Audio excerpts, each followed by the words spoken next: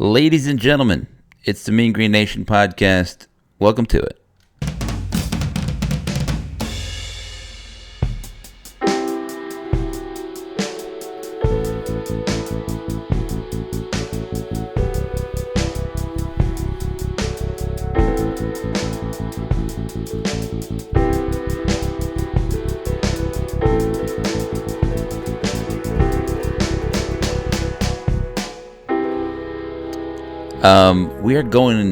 We're hitting record. We're not going live.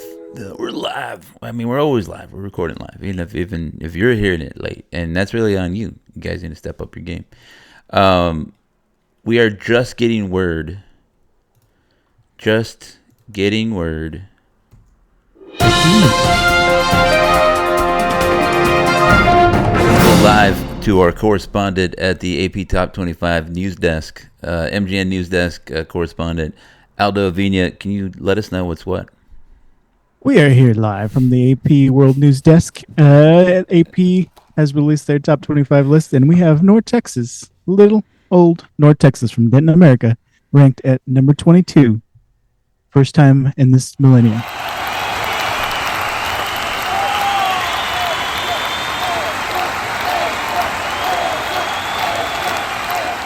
Calm it down, guys. Go. I don't know what they're saying over there, but the crowd's excited. We're excited. Yeah, we should have been ranked a couple weeks ago, in my opinion. I don't have a vote. If I did have a vote, yeah, we'd talk about it. We're hitting things off quickly. You know, top 25 guys. Your North Texas top 25, 22nd in the AP poll. 22nd, and I saw they were like 23rd in the coaches. I believe so. Yeah. And we'll find out on Tuesday what the CFP, votes are, or whatever that means for us. I think it's probably still going to be JMU if they're whatever. I really don't care. We'll start off there. I think we can begin at the beginning. North Texas took care of business against UAB, right? University of Alabama at Birmingham. At Imagine Alabama. Dragons. Yeah.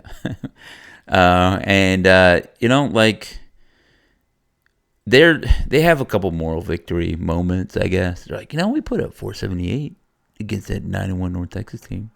And there was a moment there where we are only two scores down. And honestly, I mean, that's real good, and then we had an interim coach and guys are fighting. That was good for us, So they're doing that. Well, we're like, hey, took care of business. 53 to 24. You look at the score. I criticize box score watchers for not getting the full picture, but it does give you, a little bit of the game. You look at the box score, you're like 53 to 24. North Texas was up 21-0 in the first quarter. Kind of handled business. The running back, the running back, 27 carries, 89 yards, 5 scores. That would be one Caleb Hawkins. Incredible game. Yeah, it set the record, broke Patrick Cobb's record, Yeah, and he's been on fire, and you ride him, but please rest him too when it's not necessary. I appreciate getting him the records, that's fine, but it was a game where the offense was in control the entire time. There were no punts by either team, and it was, in during times where we feel like we're in control, or we should have control, and then we flop right against a UAB team. This is not that team. North Texas is not doing that, and it's pretty exciting. Yeah, I just want to note. Sorry, I'm looking at myself in this thing, and I saw my head's kind of dirty, a little dingy. That's because I should have watched this at the beginning of the season. I didn't, and so then we're winning. So I'm like, well, it's good luck. I can't go watching it now. You know what I mean? I'm gonna ruin it. Yeah, bring some bad luck into the thing. So it's a little dingy. I wore it. It was real hot out, I was wearing it. Anyway, yeah, I gotta apologize again. We didn't do a preview this week. It was coming off the bye. I got real busy. I was doing a bunch of stuff. I'm sure you're busy doing whatever you do in Seattle. I don't know if anybody does anything but play looking guitar. out the window at the rain. Yeah. And playing guitar. Yeah. It needs to be a little sadder. It's too happy. So coming into this game, I would have said, right? So I can't even say like I said in the preview. So I just tell you what I would have said, and I'm not lying to you. You gotta take your business, right? UAB is a non-good team. You got to come out, hit them in the mouth. You got to practice and prepare mentally, like UAB is USF, like they're Memphis, like they're Tulane, like they're the first round game in the college football playoff, because they are. Right? If you don't beat a UAB, if you don't beat a Rice coming up next week, if you don't beat a Temple in the last one, then you are eliminated from the AAC title game, from the college football playoff. You can say, well, the schedule's kind of weak. You don't really have anybody. You do have everybody. It's single elimination for the most part, right? From your hopes and dreams. Maybe you came to North Texas, I think David Fisher was saying, yeah, like looking at our schedule, I think we can do, a lot of damage next year, and like we're going to be pretty good, and I'm excited about it. Those thoughts proved prescient because they're there. They're getting talked about in the college football playoff, little chats and whatever. And again, I think, just being honest with everybody, not to kill the vibe, I think North Texas is not going to we're not really ready to compete. The roster depth is not super deep. We're not ready to compete with a Georgia or Texas. I mean, we want Bama. Yeah, we're not really ready for that. And like those programs have spent years building up to that level. They've competed in there. They say, all right, this is what we need to go to the next year. And like I'm saying, it's what happens. And it's not a knock on our program here. It's just that we're not ready for that. We're like, hey, let's compete for the AAC, right? Let's get to 10 wins. Let's do these things that other programs are like, yes, we're going to do these things. And then when we get in the first round of the playoffs, we need to do this. And when we get, Right. Yeah, they're already at a different level. And it's okay. Right. Levels to programs. It's all right. And it's results that you can show that say, hey, we've made it this far, right? We need more funding to keep that momentum going, right? If we don't want to lose somebody like Drew Mestamaker, Caleb Hawkins, Eric Morris, then we got to open up those checkbooks and get some more support rolling.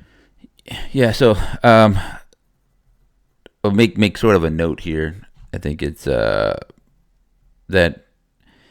even if it's not a Drew Mestamaker that we give that money to, and I think there's a link already out there, like give to the fund so that way they can dole it out.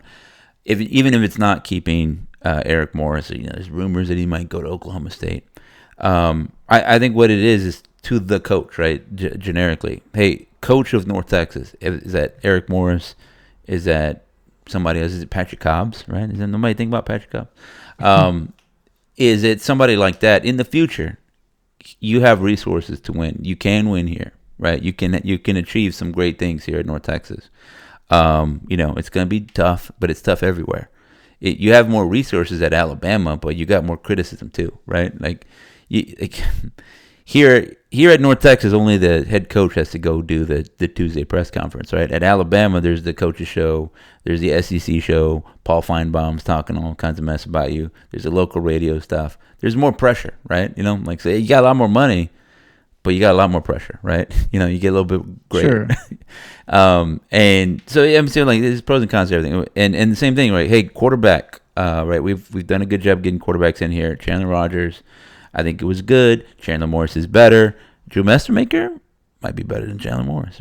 I mean, at least as a freshman sensation. Maybe Chandler Morris as a freshman comes in and does the same thing. But whatever. I'm just saying that in terms of production, a good quarterback can come to North Texas and produce, right? So that's good. Yeah, there's opportunity there, but also matters.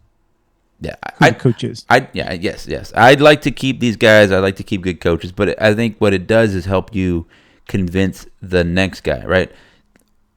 There's a lot of jobs open: Oklahoma State, Penn State, Florida, and on and so forth. And all those have appeal. They got a lot of resources, this, that, and the other. But it moves, and then the next jobs open up, right? In the same way that Texas State's job opened up. We got G.J. Kinney ready, and then his assistants, they moved up and they got ready. Everybody's moving around.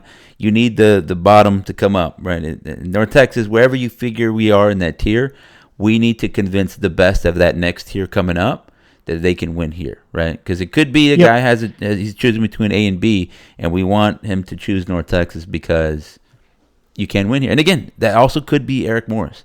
Hey, yeah, you can go have to rebuild Oklahoma State, right? Where Texas State is doing a lot of good stuff right now, and then you got Big 12. Baylor has a lot of money, and they also have controversy. But it's tough to win in the Big 12, right? Is you sort of get in as the G5 champion? I don't know. I mean, there's a thing.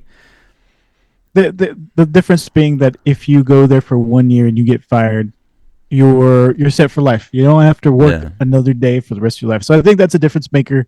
But when it comes to it's a difference maker to you and me. Yes, right. That's great. But also, these are the same guys that took a $25,000 a year job, maybe sleeping on sofas because they wanted to do this thing, right? Sure. Yeah. It's fair. Yeah. You and I were like, well, it's time to go and get my master's, whatever. And so, like, we're doing this, and then they're over there doing that. They've been grinding. So this is what they want to do. They want to be the head coach. They want to go out there. They want to compete. And so, yes, I 100% agree that if, like, I'm Brian Kelly, if I'm James Franklin, you're like, well, but what are they saying? Hey, I'm ready to go win somewhere else, right? They're very competitive, I think. Yeah. I think that there's two comments there in my head, right? Where does Eric Morris want to stay safe and just peak here and ride that peak until he's fired, kind of like with we've seen other coaches in the American do that, or does he want to move on and start a new challenge? And I think that if he doesn't want to do that, then that's a problem, right? If he doesn't want to grow, that's a problem for us. And then we won't be able to bring in those coaches that you're talking about. And when it comes to, let's say Eric Morris does move on, what kind of system are we setting up? Right, we've had two Leach trees kind of coming through here. Do we want to keep that rolling? Right, we look at Leach extension. Right, are we looking at Rich Rodriguez tree, a Fedora tree? Although we've had Littrell here already. All those coaches that are twice removed, second generation, third generation from Leach, and see if we can keep that system here. Or we say, hey, Skylar Cassidy, you did such an amazing turnaround, and I want you to take that. And then we change our personality as a team, right? Instead of air raid, it's more of just defense first and grinding it out, so on and so forth. I mean, there are a lot of options. You can go a lot of different ways. Yeah. I think that what we decided, right, like what our AD decided before was to go keep a head coach, also keep the offense going. And I think that, so I imagine he'd probably do the same thing. Like, you absolutely need to play defense, right? But again, I was looking at the SP Plus ratings this morning. North Texas is third in offensive SP Plus, right? And they are 77th in defensive SP Plus. So, yeah, and after this past game, that's the latest ranking. All that totals is 24th in the country. So, I mean, like I said, you can have a very good offense. Yeah, and I mean, according to SP Plus, you can have a very good offense and an okay-ish defense and be all right. You can flip it, right? You look like at Iowa or something like that. You have a very good defense and an okay-ish offense. I don't know that. Both can be frustrating. You need balance, right? Nobody likes to watch a defense be a sieve. And we'll get into the game in a second, but I just want to talk. 22nd in the country. I do not think that North Texas can seriously compete for the national championship without some luck, I'll say, right? Like, it's not like I don't think these guys are good. I just don't think that the program is at that point yet, right? But again, it's possible to be too early, and I think North Texas is a little early. I think it would be good to go to the college football playoff, to get smacked in the mouth by a team that has those aspirations and has been building for that and had a little bit more. We'll say, I would just say they got better players, right? Deeper, like in the second, third, and fourth levels. That's really what it is. For North Texas in a vacuum, it's good for the brand. It's good for that visibility. But you're right. Even if you rewind back to the South Florida game, one loss is, we thought, okay, well, the American Conference Championship is out of the question. Without help, but yeah. Right, without help, exactly. And because we would expect South Florida to keep rolling, Tulane to keep rolling, so on and so forth. And that's just the state of things for G5, right? If you lose one game, you're probably eliminated without help. So at that point, we felt like, well, all right, well, let's just focus on what's in front of us, and that means winning every single game, whether it's hard, whether it's easy, right? In terms of strength of schedule, but playing football is hard. I've said this before. Asking this team or any team to win 10+ games is crazy, right? It's a lot to ask for, but they're on that track. They're headed towards that. They have matched the most number of wins by a North Texas team all time, right? 9 wins. Winning one more would break the record. That's crazy to think after hundreds of years, or over 100 years of football, that we haven't won 10 games. We have a chance to win 11, possibly 12, possibly 13, right? We're talking about the playoff. So all we can do is play the games that are in front of us. North Texas has been doing that, handling business like they should, handling lower tier teams like they should, and not giving them that chance to win, right? UAB got 2 scores away, and that's about it.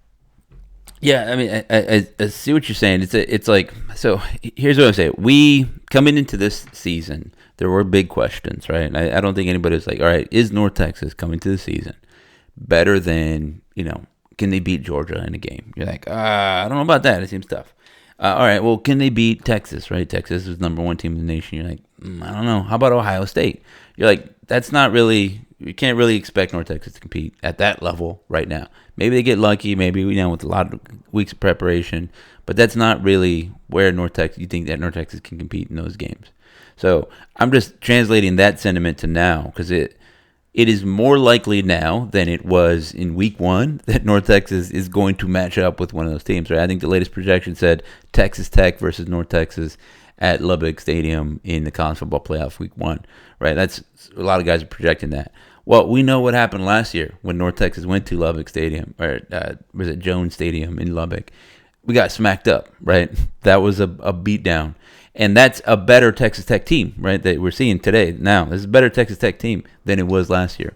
So, is North Texas better prepared to handle that? Yeah, a little bit. I think our line's better. We got better receivers. Like Wyatt Young's a better receiver now. We got Caleb Hawkins back there. But again, like we said, we saw a more talented team than the rest of the teams we've seen in the AAC in USF, and we saw what happened. Right, North Texas defense got worn down. Drew Messamaker made some mistakes. We lost the lead, and then you kind of get blown out. Right, so. Is North Texas ready to compete at the very top of college football with the top 10? There's like levels to it. Like I think you can be top 22. You're sort of in a range. But once you start getting 15 to 10, I think that's a different level above. And then you get like that top 5. Again, like your Texas is down, but like your Texas, Ohio State, the teams that are really competing, really had their rosters built to set up for this stuff. Like again, they can go 2-3 lines deep. And I think right now North Texas is maybe 1.5, guys, they can compete. And I understand exactly what you're saying, and I agree with you. But for me, it's like I'm riding the wave. I'm riding week by week. Right, we're 22. Yeah. We're ranked first time. All that just to say, I'm not making it, but to say that, just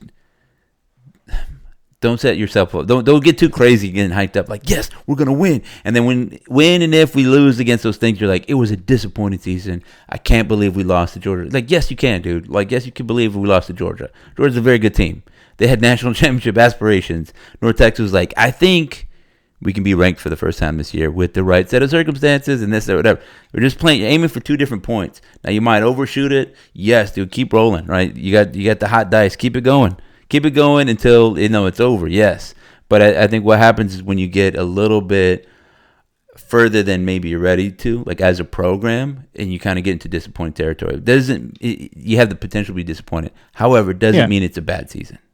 It doesn't mean... Well, yeah. and I guess to my point is like if you don't win against Rice, if you don't win against Temple, or if you don't win, if we do win those, if you don't win in the American Conference Championship, then there's your answer, right? Yeah. So that's my point. Going back to the other thing is that, like, okay, so what do you mean by that, Adam? What are you saying? I was like, well, part of preparing to be at that level, right? To say, You know what? We do have national championship aspirations here at North Texas and Denton. I was like, okay, well, then the way that you need to prepare yourself every week is that you need to be comfortable with the expectation that you're going to put a hurting on Rice, right?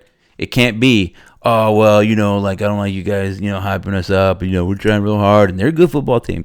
Yeah, they're a good football team. You're a better football team, and you should beat them, right?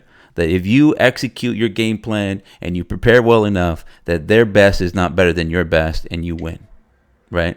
If you're not comfortable with that, yeah, then you're not ready to play at Georgia. You're not ready to play. You're not ready to compete at that level because the mindset is different. Tulane. Yeah, your mindset is different. It has to be that you, again, it's like if you're looking at a Texas, they had the number one ranking coming into the season. They obviously didn't handle it that well, but that's part of the thing, right? People are looking at it, Georgia. People are they're getting their best shot every week. If North Texas is going to be the best team in the conference, best program in the conference, right, which is suddenly happening, people are talking about North Texas that way, well, then you have to be comfortable preparing under that scrutiny, right? And there are ways to do that by blocking out the noise, focus on your details, whatever. You do whatever process helps you, right? Some people like quiet music. Some people like to get hyped up. You choose whatever gets you the result that you need. But I'm saying as a team, as an entity, from the athletic director all the way down to the, to the guy doing the water bottle stuff, I was gonna say, I was waiting for who you're gonna minimize here. Yeah, and I was like, I'm saying, but like in terms of like, hey, I don't do much but do the water bottles. They don't let me hold the other stuff yet. I'm not there yet. I'm working on just water bottles. I'm filling up the water bottles. I don't even get to hand them off. That guy. Gonna say punter. Yeah, but yeah, I mean, even the punter, yeah, whatever. The kicker, everything becomes heightened because you have more expectations on it. It's a good thing. You want your program to meet that level, right? Again, it's real easy to compete and to drop a ball and to whatever when nobody cares. You're 6-7. You're in the middle. Nobody really cares except your friends and family, and you do whatever, and you drop. It's like, hey, they're trying. It's like, okay, well, at this level, right? Hey, we're competing for an American Conference Championship level, or we're on the bubble for the college football playoff level. It's a different level of expectation. You need to catch that pass. You need to make that tackle. You need to make the right read. You need to hold the edge. You need to have contain Colin Lewis, et cetera, et cetera, et cetera, right? That's how it goes. Or else you're going to get beat, because at those programs that are already mentally preparing for that, that's how they prepare every day, right? They go in to stadiums that are 100,000 people in them, and then they're like, wow, we're not selling it out. What's wrong with us? There's only 100,000. There should be 110. There should be 120 here. Right? And there's conference prestige too to battle for, right? We like to talk about the battle with South Florida, Memphis, Tulane, whatever, right? It's because we're all in the same conference. It's fun, but then when it comes to representing the conference too, we got to make sure that we're all taking care of business there as well. So we can there's an opportunity there to replace that vacated P5 spot, right? Yeah. The Mountain West is trying to do a little bit of it. It's not working. And we're gaining opportunity on ACC, just with wins, right? But nowhere else, no funding, not nearly the same kind of funding or support that those programs get, and fairly so. But this is the opportunity over the next few years to be able to garner that momentum, keep having representation in the playoffs, whether that's in football or basketball or what have you, and do our part as a program that is solid, consistent, and not a flash in the pan, and being able to bring in those dollars to the conference. Yeah, that's a great point, the flash in the pan point, because that's what I say all the time. It's like I've been watching this, you've been watching these programs for a long time. Like I said, a few years ago in Conference USA, it was Marshall. Marshall was like undefeated for a while, and they lost to was it Rice or something like that, right? Late in the season, lost their top 25 ranking, and then I think they lost the right to host the championship game, the conference championship, and they ended up losing. They didn't win the league. I might be having some of those details wrong, but the sense is the same, right? It's same thing with Memphis this season. They lost to UAB, terrible, right? We saw UAB was not good. What are you doing, Memphis? Right? You're good enough to beat a USF, But you drop a game to UAB, that's coaching, that's mental preparedness, that's a little bit of luck, and then a little credit to UAB. But yeah, again, you have the same week to prepare. You know that luck's going to bounce their way sometimes. Are you prepared for them? Are you prepared to be unlucky sometimes, right? If you're not doing that, you're not preparing for the game, because that's been football forever. It's always been that way. You fumble the ball. You play. You practice those situations, right? Hey, we're backed up, right? Hey, we're here. We're this. We need a 2-minute drive. All this stuff.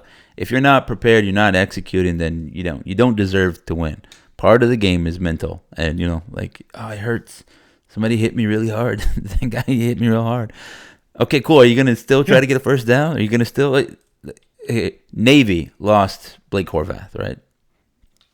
And the backup comes in, and that dude was kicking butt for them, and he had a couple of long runs. He executed the offense after kind of getting shook up a little bit. The reason Navy won was not because Blake Horvath did anything, because Blake Horvath was on the bench.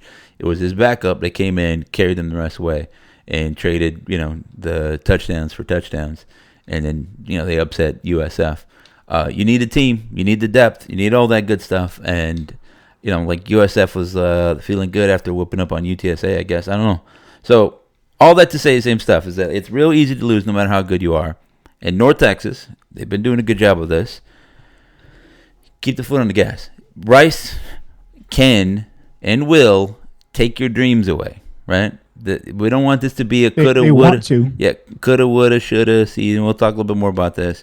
UAB could have been. They could have, taken your dreams away. You wouldn't be talking. You wouldn't be ranked this week if you didn't beat UAB. But it was not beating UAB that got you ranked, right? It's again, like it was somebody said, you can't win the championship against Rice, but you can lose it. You can't win the championship against Temple, but you can lose it. Right? Mm-hmm. You could have lost the championship to UAB. You can't win it against UAB. They're not champs right now, but you could have lost it. The same thing happened to USF. They just about lost the championship by losing to Navy. All right, so let's get into the game. Where we at? I'm writing stuff down so I can do these chapter marks a little bit better. North Texas, I don't know if you know this, we won 53-24. Our favorite team. What? Yeah, I was eating my breakfast. I had a breakfast burgers from a place called Billy G's Diner here. It was delicious. I had a burger this week and it was ungood. So I was like, you know what? I saw it on the menu and they're like, hey, cafe specials, chef specials. I was like, you know what? I can eat a breakfast burger. It has eggs on it. That makes it breakfast, right? Right? Do they have hash browns on it? They're on the side. Bacon? They're on the side. Had bacon, eggs. It's like, what's the difference between a steak and eggs and a breakfast burger? Really? It was good. It was delicious. And the hash browns on the side. I had an espresso martini, because I could do that Sunday. It's fine, whatever. We played a pickup game earlier. We're feeling good. I'm a grown man. Yeah, I had to exercise, like it's all good. But I was like, man, this tastes extra good. And I didn't know why, but then I was like, because we're 9-1. 9-1. 9-1. Yeah, I'm going to go downstairs. I'm going to have like a drink, probably a michelada. Right? I'm going to have one of those. And I'm sure it's going to be the best one I ever had because it's the first one I'm going to have while North Texas is ranked number 22. Ranked North Texas. Yeah, it's like, it feels weird to say, but also excellent to say. I'm going to use the Fight Song cup to drink that michelada, and I'm sure it's going to be extra good. A little Modelo in there. Yeah, so 53-24. How did you experience this game? Tell us about your life there, Aldo. Alone at home. Well, we know that's very Seattle of you. I don't know. I was feeling stressed that day, and I just wanted to be the conditions where I can either be elated or extremely depressed by myself. Yeah, I got it. Prepared for any and all situations. Did you have your guitar with you in your songbook? You're ready to It was in the next room. It was in the next room, ready to go. So, I mean, well, like you said, Drew Mestermaker got it because they jumped out. Well, it's not even Drew Mestermaker. It was like, it's difficult for me to describe this because it was just like sort of inevitable, right? North Texas just like, all right, 14 plays, 75 yards, touchdown. And like, it didn't look very difficult at all. Difficult, yeah. And then the next drive, 6 plays, 56 yards, touchdown. And you're just like, yeah, we'll hand it off. long pass, first down. Hey, Caleb Hawkins, and see if you can score from. Oh yeah, you scored touchdown, touchdown North Texas. Done.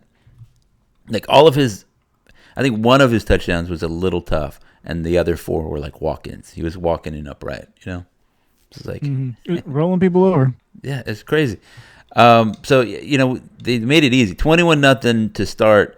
I think that if there's any criticism of this entire game, it's on the defense. But we'll get into them in a second. I'll just get into. So we'll do the scoring things. We scored. We scored again. Caleb Hawkins' 11-yard run, third score of the game. And then Caleb Hawkins' 9-yard rush, 28-0 was the score. And then Brandon Hawkins scored on a 32-yard reception. That was the one you're like, okay, what are they doing there? What are they doing defense? That was a little lazy, lackadaisical.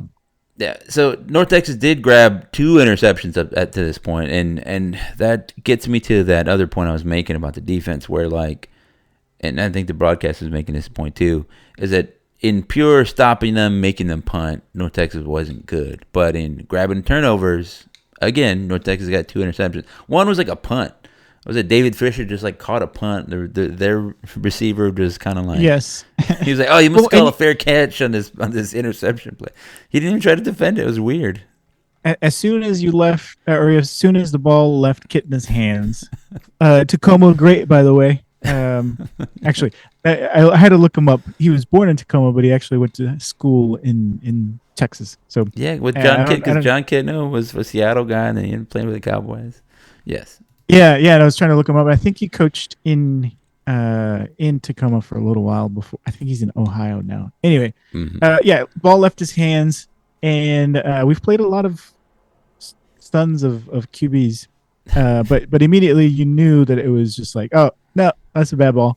And then you saw David Fisher just tracking it the entire way, and I was like, interception, and it just floated into his hands, and the receiver did nothing to try to prevent that.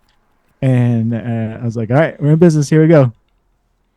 Yeah, so on the day, Will Jones had 2 interceptions, and I believe, one of them was the one where he's like diving off the corner, right? Like on the... where he tiptoes on the sideline? Yes, that was like Kitten was trying to throw it away, and he's like, that was just a heads-up play, great. And I don't remember his last interception. I think that ended the game. I don't think I've ever had enough care to just watch all the way to the very end of the play. I'm just like, all right, I was trying not to nap, but I saw it. Yeah.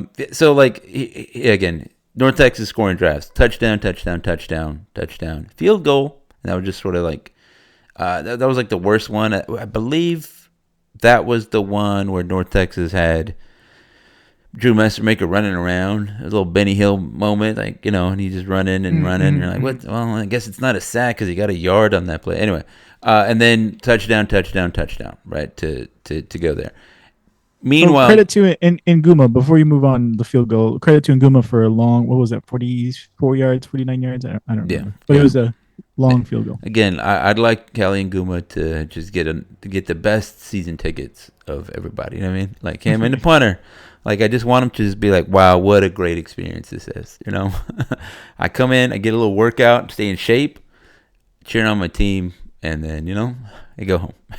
You also want to trust your kicker. Yeah, I mean, I trust that's what I'm saying. Like, that's great that he did that. I do not want our kicker to be like, wow, he's like Brandon Aubrey or something like that. Like, he's out here kicking 70-yard field goals because we need him, because we doesn't. I don't want that. I don't want our kicker to ever get a workout, I want to not know our kicker's name. You know what I mean? Like, that's the ideal. Like, looks like our kicker. Who's this guy?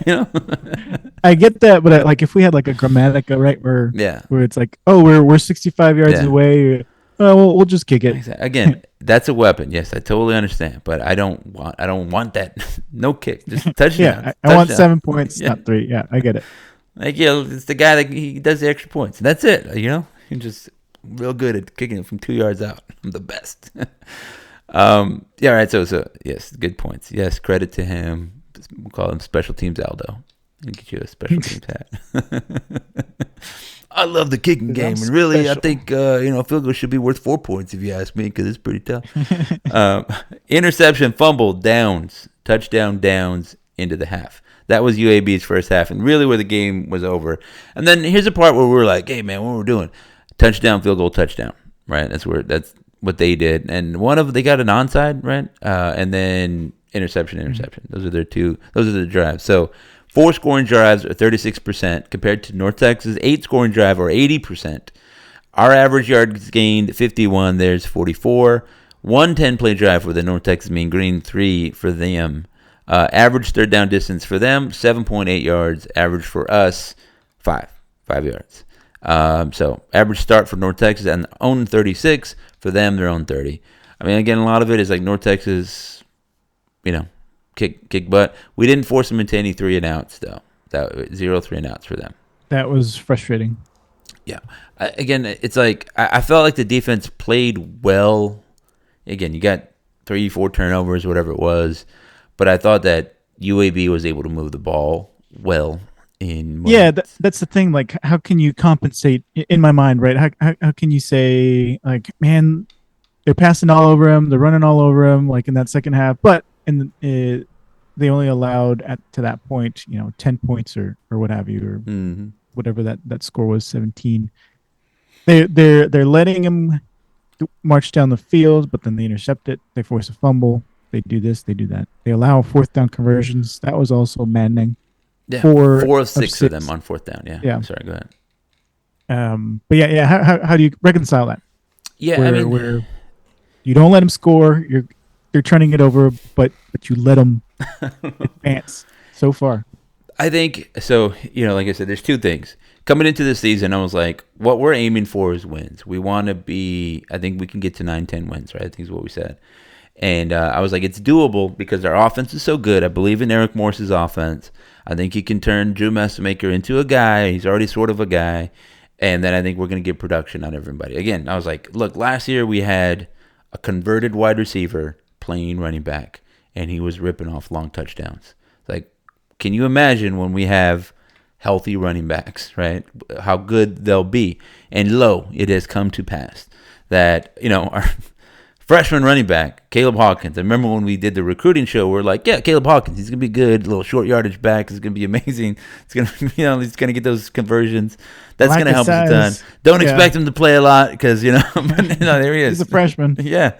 And that's mostly been it, right? Ashton Gray got a couple carries, Kiefer Sibley. I've liked what they've done this season, but yeah, there's a reason we're giving Caleb Hawkins 27 carries because he's ripping off 189 yards, 51 yard long, 7 yards a carry. Guy's killing it, right? 16 touchdowns in the season. He's nearing that 18 or 19 or whatever it is for North Texas rushing touchdowns. He already broke Patrick Cobb's, so that's a big driver. I've seen some advanced numbers that say like our yards per rush, right? We're pretty average in like yards created, like before contact, meaning like our line is pretty average, right? It's nothing like not blowing him away, and he's not like running like Emmitt Smith style in 1991, where he's like gets 7 yards before somebody even looks at him. It's Caleb Hawkins creating space after the thing, and so I'm getting to the point here. This offense has been explosive, even more explosive than I maybe thought it was going to be. Right, again, best offense in it's the 3rd year. We sort of expected that. His Eric Morse's offense have always done that. He gets his first year, he kind of molds them. 2nd year, more regular. 3rd year, he knows what he's doing with the guys he has, and they've been in the system and they start killing it. Could we defend for him? Right? Could we get enough punts, turnovers, something to really make that pop? Right? Is it? Hey, I got this bright color on, but if there's everything else is bright, doesn't stand out. If you kind of create some difference there, suddenly the offense is going to be more explosive. That has been the case. 24 points is not a lot of points, and the turnovers are more important. 4 of them, 4 turnovers, are more important to me than punts, right? Than like that kind of stuff. It's like, and you can even say, if you're being real conservative about it, like they are equal to punts, right? I think the interceptions and fumbles kind of get everybody hyped up a little bit more than a punt, Yeah, it's momentum shifting. Yeah. And even like a turnover on downs, right? Where you see the play unfold as a fan, not the football player. You're watching it on TV, and then it's a tackle for loss, and everybody's just like riled up, and then you get riled up, and it's so exciting. Yeah, so like if the turnaround for defense, right? We haven't even talked about the flip side of that for like Skylar Cassidy. This is his first year with this team on this system. He grabbed a bunch of guys, but he had to do it in the offseason. And again, not assuming anything, but imagine what he's like in year 3, right? At a place where he gets to build, recruit guys, show them, hey, look what we did here. We think you can fit in here, right? With more talent. We talked about this again, that the defense is not filled with 4 or 5-star dudes, right? It's a lot of guys that have developed, made plays, Hey, what happens when you start getting some real talent in here, right? Like, if you can. Now, that's not to knock, because I think Will Jones he was highly rated, but I'm just looking at the guys who played, just to make this point here, that I think of everybody on here, Will Jones was highly rated because he was like at USF for a little bit, and then I think one of the guys was like a TCU transfer. I think I'm looking through.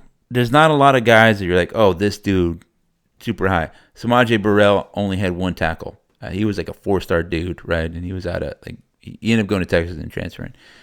There's not a lot of dudes that pop, right? His names, you're like, look at this guy. That guy's a game changer, It's just in raw talent. Yeah, well, they're developed. What they did have for yeah, exactly. They're developed guys that had volume, that had stats before getting here. Mm-hmm. And I'm thinking just of the transfers. And that's what you want, right?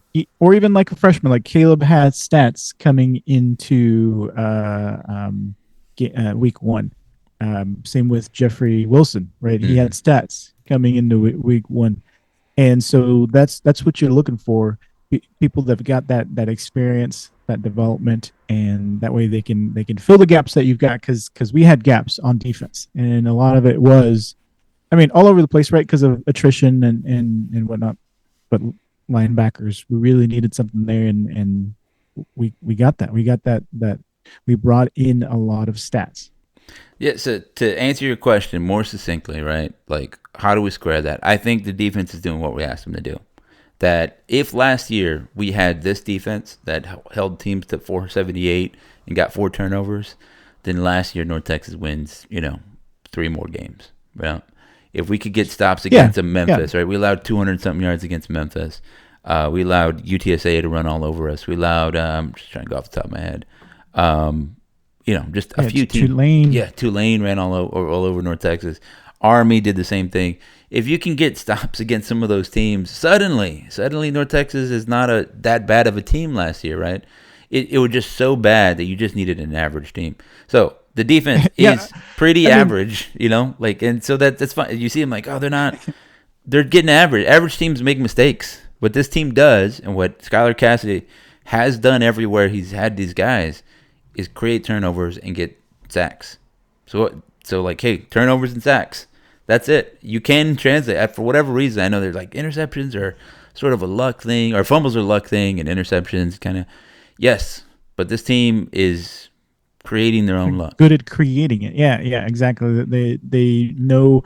And I'm remembering back to, was it Whittier? I think that intercepted against Washington State. Yeah, he's reading the quarterback. He knows where he's supposed to be in the play, and then he shifts over to the area because he feels that that's where the pass is going, and snags it.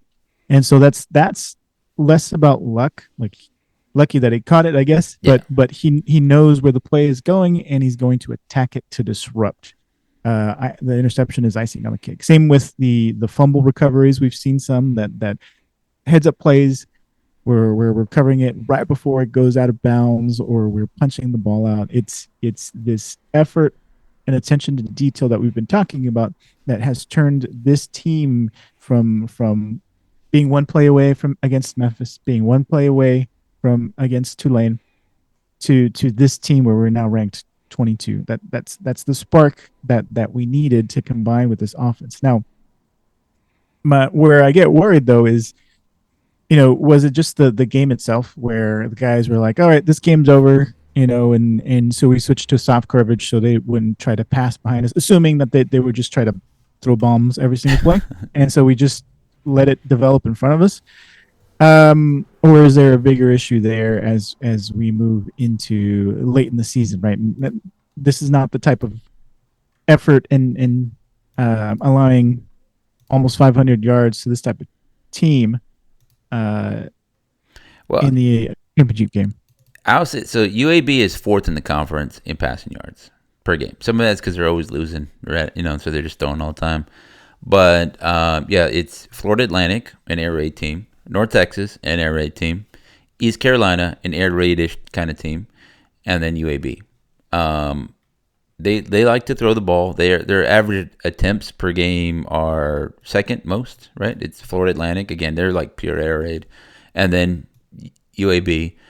They do throw a lot of interceptions. They have 11 on the season, only second behind FAU. By the way, North Texas is fifth with 4. I figured that they were going to try to throw the ball, and I think North Texas has been tested, or like they have not been tested. I mean, they've not been super great defending the pass. If you look at pure yardage, 173 yards a game, that's just because we've been playing running teams. But like if you look at QB rating, like North Texas at again 116, we've been intercepting a lot of teams. But I think like again yards per attempt we're at 6.3. It just haven't been playing a lot of teams that can throw the ball. I'm trying to look through our schedule and remember like again Lamar they didn't do anything. Western Michigan like basically did not throw the ball. Washington State could not throw the ball. Army does not throw the ball. South Alabama did a little throwing of the ball. USF threw the ball well, and now is on play action. They do a lot of play action passing, but they killed us. UTSA had some dudes open. There was a couple guys, drops, quarterback misses dudes. Charlotte slices up, right? The little switch, the little whip routes and stuff, zip routes, whatever you want to call them. They were slicing us up in that first half, right? Mm-hmm. I think they scored 20, only 20. But they had some long passes. They're killing guys. I think Navy had some dudes open. But again, they're running team primarily. UAB was the first team that we encountered that says we're gonna throw the ball because we believe in the pass game. Right? Again, they averaged 37 attempts a game, and so we saw that thing there. And again, it's not a bad result. Got 2 interceptions off the guy, or is it 3? 3 interceptions off the guy. Held him 24 points. That's not terrible. I mean, so right. In terms of like you said, like, hey, is that 3 interception? Burton, Ryder Burton threw 1, and Jalen Kitna threw 2. All told, not bad. His QB rating was 108. Right? Like interceptions do matter. Like, yeah, a lot of yards, buddy, but you only had 24 points, and game was basically over when you're adding some points there. Because they're not a good team, right? That's executing, but when it comes to the championship game, where we are going against a team that to that point has been executing, this is where that's gonna matter. Yes, yeah, exactly. So like, I mean, again, here's the other criticism about how we've been playing. If you look at our performance against USF, that was more indicative of the kind of team that you're going to counter, right? They ran the ball, set up the pass, but they hit the dude for that long pass to kind of make it 14-all. And I'm remembering in real time right now, so forgive me if I don't remember all the details. And then they left the dude wide open. Like they were huddling to the line and left the dude wide open. There's miscommunication in the secondary. Guy got beat just walking into the end zone from like 50 yards. Those are the ones that I'm like, what are we doing? We got to do a better job there. Temple, of the 2 teams that we have left, Temple's going to be the one to threaten North Texas a little bit. What is their pass game like? They have 2,000 passing yards on the season. I'm going to go find a better way to look at this. But I think that Temple's the next one on this list to kind of say, hey, look out for them. Yeah, Temple's 3rd in QB rating. They have 24 passing touchdowns against 1 interception. Their QB rating is 153.6. They throw the ball 27 times a game for only 204 yards. But they're efficient with it. That they're the team to look out for of the next one. Like Bryce, by the way, is 11th of 14 in the conference. In terms of QB rating, also UAB is 9th. They throw the ball a lot, 37 times a game, like I said, but they throw a lot of interceptions. Temple, not a lot of interceptions. Got to be concerned about them.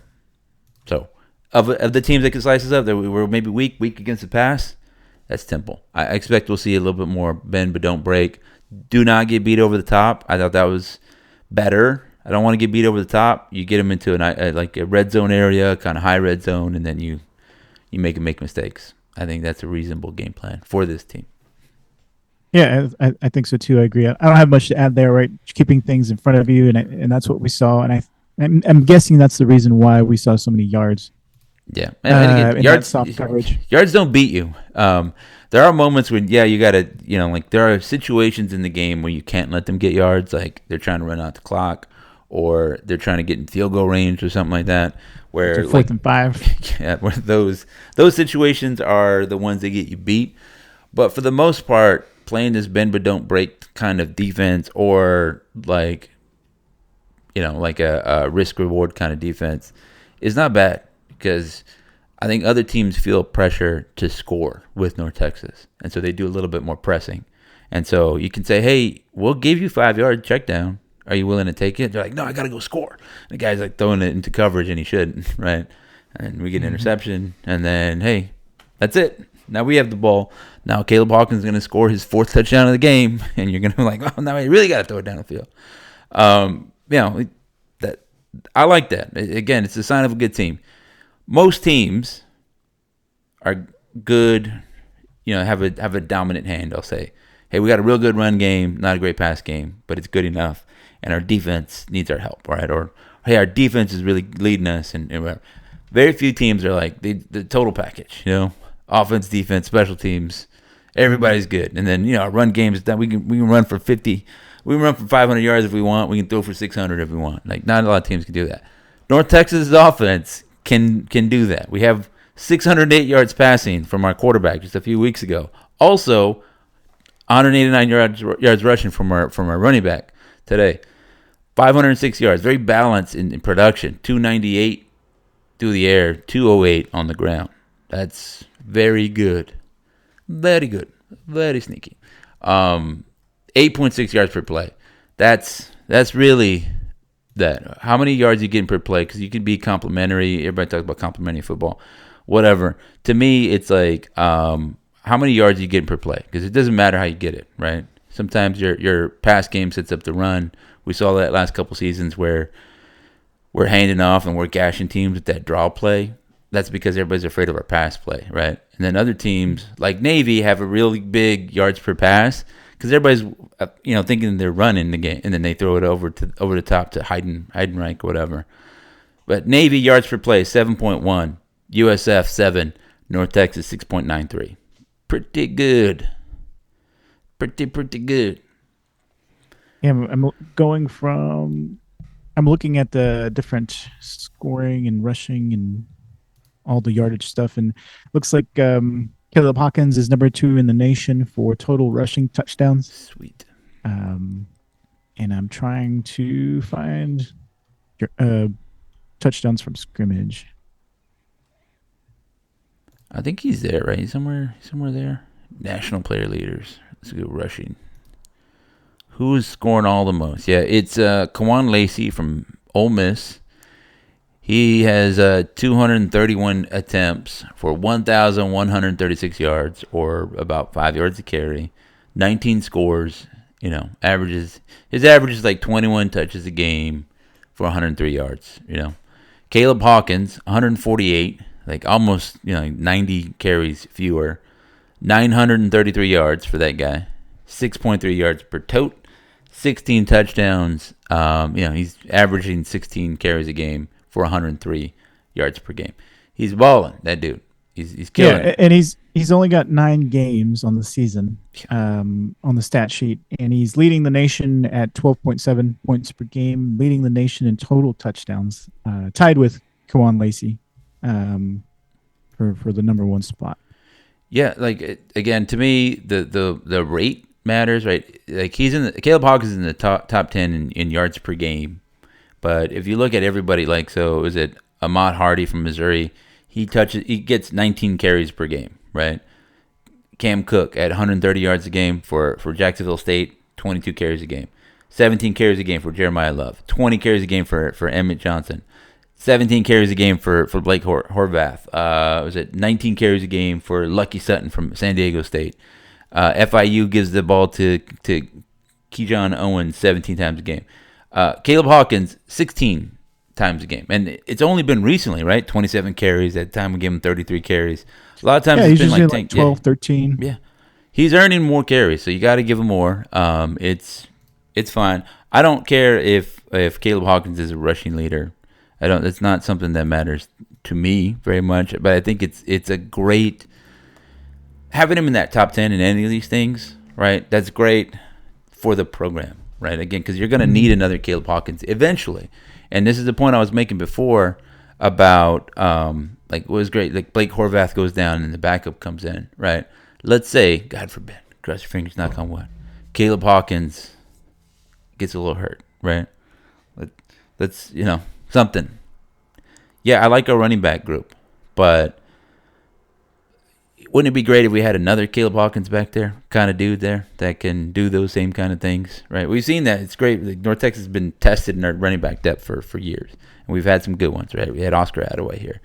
It would be great to be able to keep and maintain a stable of backs that can do some of the same kind of things there, so that way we can really challenge. That'd be great. That'd be great to do that. Yeah. Reload every year. And again, that's what I'm saying is why I'm a little concerned about getting the college football playoff, because it's going to hurt. Maybe I'm being skeptical of all that. I believe in the mean green and all that stuff, but again, even if you say, hey, look, North Texas is playing and everybody at this level right now are number ones, right? 1 through 11, maybe even go 1 through 15. They can compete with anybody in the country. Cool. You can make that argument. But I think where everything is the difference maker, especially on defense, is that second level. They can go to 20, right? Some of these teams can go to 20. And North Texas can maybe go to 15, maybe to 16. Hey, 17 if we're not having to do a lot out there, right? 18 if like they kind of forget about them. If we're getting some pressure on the QB, we don't have to worry about 18. You know what I'm saying? It's like that's the part where you're like, I don't know, right? And again, that's normal. I think you get to the college football playoff, it increases your likelihood that you can recruit to those levels, right? More guys are going to say, you know what, I don't mind going to North Texas because you can compete, right? You get a chance to be on the big stage. I get to do that. I want to do that. And, like, I want to be closer to whatever. And then it makes all the other appeals that North Texas makes. Yeah, you're close to home, this, that, and the other, family atmosphere, good coaches, good people, all that stuff. Yeah, and I think it's the same tale across all of the mid-majors in general, right? If you're the top dog on that team, but you're not the top dog if you go to a power program. You're just a guy, one of many. Yeah. And you don't want to do that. You don't want to disappear. And this is mainly for like receivers and running backs. There's dozens of them on the roster. Mm-hmm. Do you want to get buried, or do you want to put up a whole bunch of stats, get drafted real high, make lots of money, or do you want to get buried, lose that draft stock? It's a conversations that need to be had, that folks need to be more aware of, because as this continues, right, it's a money driven thing where you've got agents taking advantage of these players who don't know what these contracts should be looking like and skimming so much off the top. And something needs to it's turning into a soapbox rant, but eventually, while I am good with players getting paid, I think there's still a lot being taken advantage of. Yeah. And there just needs to be more. Now that we're learning all this, we're seeing it in action.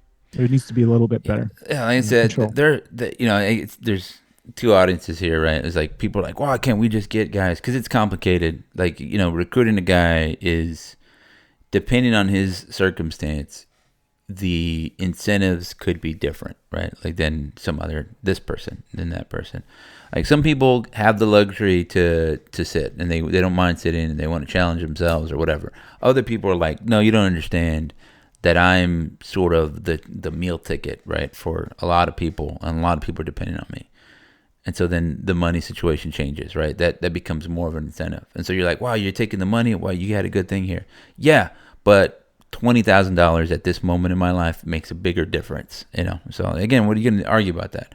Again, I've changed jobs for, $15,000 difference in pay. I was like, having kids is expensive, man. most of the time it's going to be a lot smaller than that. Yeah, no, I said again, I'm just saying that like that is a difference, and I know that has been a difference, and whatever. Maybe some guys are, you know what, like honestly, I don't want to be the guy. I don't want to be the guy anywhere, Well, and and I don't mind being yeah, one of the guys at a big you're bringing up program. Yeah, you're bringing up a good point too, right? When it more reflective on North Texas, if somebody is leaving, right, if they're only getting $300 at North Texas, right, and yeah, they're like, I want to go to this program, they're offering me $3,000 yeah, more because that's probably about what it's looking like. Why can't North Texas say, oh, that's all you need? Here you go. Here's $3,001 or four yeah, yeah. thousand dollars to keep them, right? What can we do to make that better for North Texas? Yeah, and so like I like the whole thing. They broke it down, right. They have the dude Raj over there that's doing the GM, and they're basically professionalizing a lot of it. Like a lot of teams do this, or a lot of people do this. I mean, if you followed any professional sports, you kind of know, like, hey, we need a guy for the veterans minimum. Who do we have that's willing to take that right out here? Because we just need you to play a role, right? We don't need a starting wide receiver. We just need a wide receiver out here. And, this is our budget. And we can give you this. Who's going to take it? Maybe a guy takes it, doesn't. And I think they had a good approach to it. And they're saying, like, yeah, maybe we can spend a little bit more, like outside of our range for a guy. But there are a lot of guys, right? And are you so good that you're worth two other guys? And that's the thing, is that like it'd be great to have a backup running back, but maybe we can get by just knowing what we know with our coaches and this and our scheme or this, that, and the other, that we can still get that production, and it'd be better to have a backup defensive tackle, right? Because I prefer, like if I was grading the roster, I would want to have game changing defensive tackles, defensive ends. Like I think that makes everybody in the secondary better. And so maybe you can take a step down at a safety position if you're taking a step up at the defensive end position, because you just can create so much chaos that suddenly, the guy doesn't see that I was 2 yards behind the wide receiver and he threw it because he was running for his life, right? Like that can happen. But I mean, again, so like all that just to say that you got to win 10-something games, right? Like you're saying. I think this is all a long answer to the other question. How do you square all this? I think North Texas has done a great job doing what they need to do to beat most of the league. We said it was going to be soft. We didn't play Tulane, right? Tulane whooped North Texas last year. We didn't play Memphis. Memphis outlasted North Texas last year in Memphis. And we had UTSA at home, right? UTSA is very terrible on the road, and there's like a down year for them. I think their defensive line is good, and they're just like they're a juggernaut when they're at home. So okay, very fortunate schedule for North Texas. I don't hate it because, like I said, Army had that schedule last year, and they won the championship with it. You had to get lucky. You played one good team, and they were very hot. USF got beat. So you needed good luck to happen. It has happened. Navy. I've always been a fan of the Navy, even though I have family in the Air Force and the Army. I always had a soft spot for the Navy, I liked a few good men. Anyway, they upset USF. Yeah, Keep it going. They upset. I like boats. I was like, I wear boat shoes. Yeah, it's shoes. the same thing. Like a Sperry, Yeah. So like Navy beat USF, putting USF in the two lost column. Let's see if that's me. So I'm looking for this American note that they sent out, so I could just quickly read the thing that they sent out here, but I don't have it easily grabbable. I was looking for the standings. Anyway, so my point is that like they fall into the two loss column. It's Tulane, ECU, because ECU beat Memphis. Memphis ain't good for nothing, man. Can't do nothing. Navy, thank you. Navy and North Texas in there. So I think North Texas is still in a very good spot, right? Number 22. It's number 22 in the AP poll, North Texas, and 23 in the coaches poll, by the way. Navy 6-1, and they have only one game left. That's against Memphis. North Texas 5-1. We have 2 games left, conference games left. I mean, Tulane, they have 2 games left in conference, I believe, and they are against. What is it? Who does Tulane play? I can't remember their schedule. I never can remember. They play Temple and Charlotte. Got to think. Well, Temple's pretty good at home, but I think they win both those games, right? You got to think that. North Texas also plays Rice, and they play Temple, and they also play Rice. We know that. East Carolina, sneaky good team, especially at home. You got to respect East Carolina. They play They close out this. Hey, go ahead. Yeah, they play at UTSA. And again, I don't like doing it, but we've had to do it once, and they did something for us. I think you got to root for UTSA. Not going to do it. You can't make me. I can say I hope ECU loses without having to root for UTSA. But yeah, East Carolina closes out their season away the last 2 games. Yeah. And where it becomes chaotic is Navy, North Texas, and Tulane. All because Navy plays Memphis next at Memphis. All being if everybody ends up being a 1-loss team in terms of the conference, where the tiebreaker occurs is I think college football playoff rankings. Yes, they look at the CFP first. So there's a 3-way thing. They try to break all those ties. They look at the CFP and making sure you didn't lose your last game. And then they look at the like head-to-head, this, that, and the other, like that kind of thing. So North Texas has beaten Navy. So if it came down to North Texas, Tulane, Navy, I think Navy and Tulane have not played, right? That's correct. I can't remember Tulane's loss. Who did they lose to? Oh, UTSA. There, being stupid. But there is one of the. I posted this in the Mean Green Nation chat. Like they sent out a release and they have the whole breakdown in it.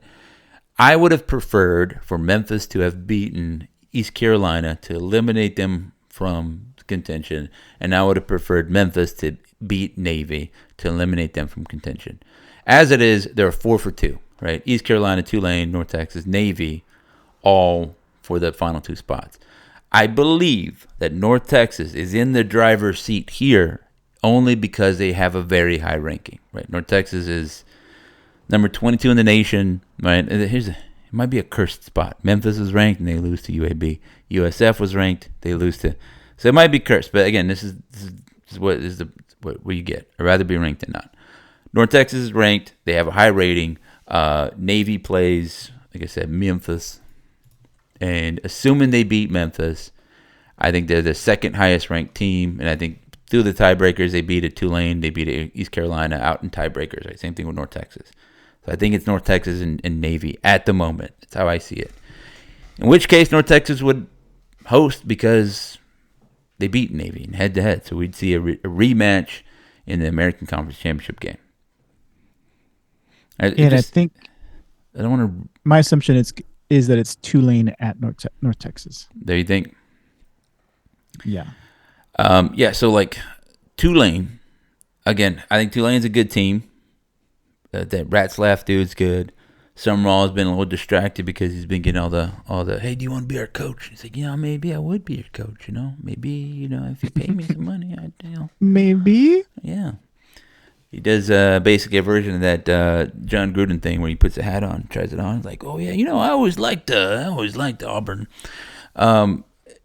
East Carolina's scary. They're pretty good, especially at home. And I think North Texas would have like maybe whatever tiebreaker and kind of do that. They're 5-1 at home. We're 5-1 at home. Tulane's 5-0 at home, and Navy is undefeated at home. They're good at home. All right, there's all that. I don't want to steal your fun, everybody's fun, because you're gonna enjoy this throughout the week and think about this, and you're gonna do some JMU hate. Like I never I tell you the truth, I didn't know where JMU is. And I think somebody posted like I still don't know. Nor do I care. I know where it is, and like, why would you know that? Why is that something you know? You live in Texas, buddy. You don't need to know that.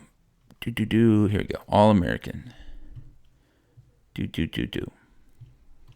was looking for their what you call it thing, the breakdown for the week. Oh, you know what? I will say, I'm going to end this on a sad note. I apologize, everybody, but I just see this breaking news. I'm not going to play the breaking news thing because I don't want to do a bit. Chuck Sullivan has passed. He's the American Conference Assistant Communications Commissioner, Chuck Sullivan. Yeah, he was 54 Stay hard, years old. Chuck. Yeah. It sucks. Yeah, he was, I mean, like he said, I'm not super into the media stuff where I'm interacting with him a ton, but I have interacted with him. And, yeah, he was doing a lot of, he would send out the emails and the updates, and, yeah, he passed. That's sucks for him and his family. That's a bummer. Yeah. I don't want to end it on a super dour note. I mean, that's rough. I think everybody, again, take care of your loved ones, all that good stuff. Yeah, enjoy things day by day. Enjoy this North Texas team week by week. Enjoy the fun stuff. Yeah. Yeah, so I was looking for the thing. I saw the emails from the American. I had them all here, and I was like, oh, wow, that's a bummer. Anyway, had to call that one out. I'll say this. We'll pause for a second, and then I'll say North Texas is number 22 in the nation. We have 2 weeks of football, regularly scheduled football. I think that North Texas is going to be in the American Conference Championship. I think there's a pretty good chance of that. I already put in my credentials for that, so we'll see how that goes. I'm excited about that.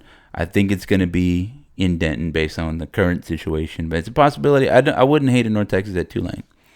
I wouldn't hate a North Texas at Navy either. I don't think it's not possible, but I wouldn't hate it. I wouldn't hate a North Texas at East Carolina just for the atmosphere. It's pretty rowdy there. I think the two most exciting atmospheres in the conference are East Carolina and UTSA.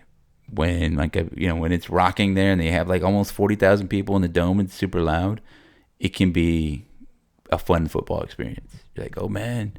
Yeah, I agree with the dome there, the Alamo Dome, and all the lights and all the stuff they've got going on, the extracurriculars. What with the walls and like the roof. I'm sitting there and I was like, this is kind of cool. Yeah. Well, I hate everybody in here, but this is kind of cool. Yeah. Yeah, I mean, it's a professional stadium, even if from the 90s built, and so they're kind of using it. You can see that. You're like, oh, it's pretty big.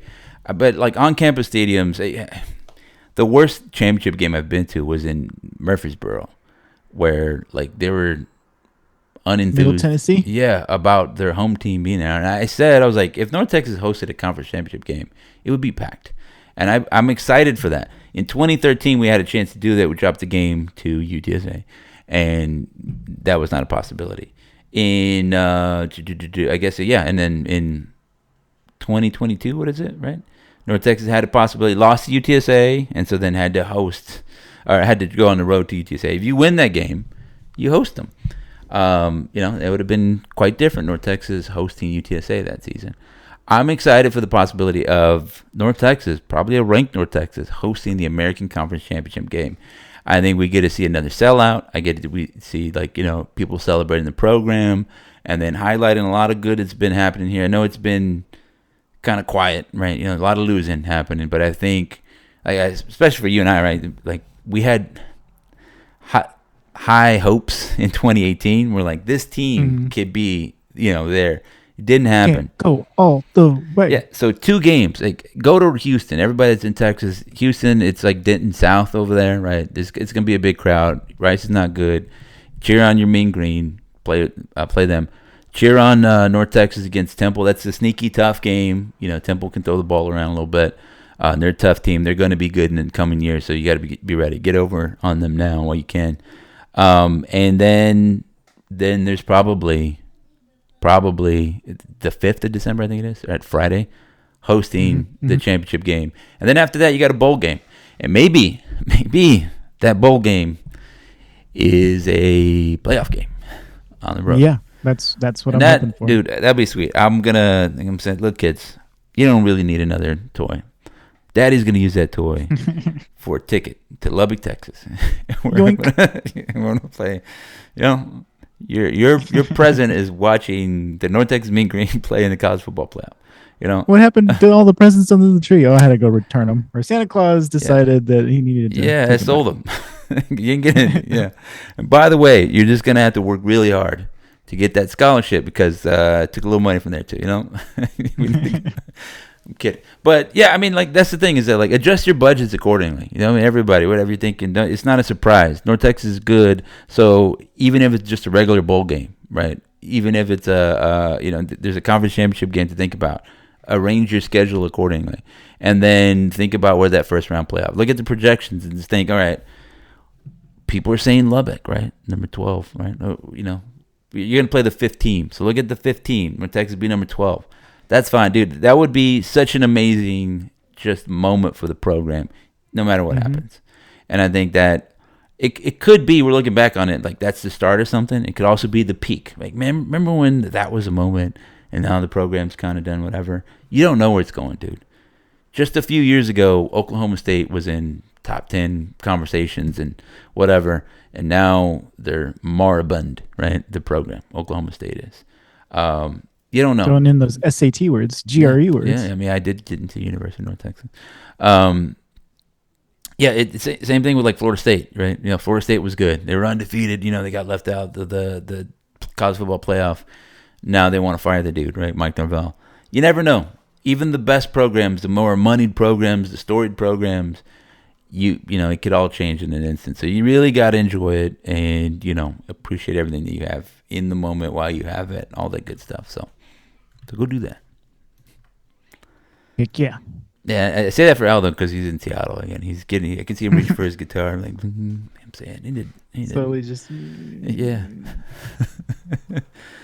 I need dissonant chords, dissonant sounds, just, you know, something that matches the beat of their scream. Everything in a minor key. Yeah. All right, ladies and gentlemen, thank you for listening to the show. We apologize for the non-preview week. It's all right. We'll figure that out. I'll schedule with Aldo. This is Aldo right here. We'll schedule with him.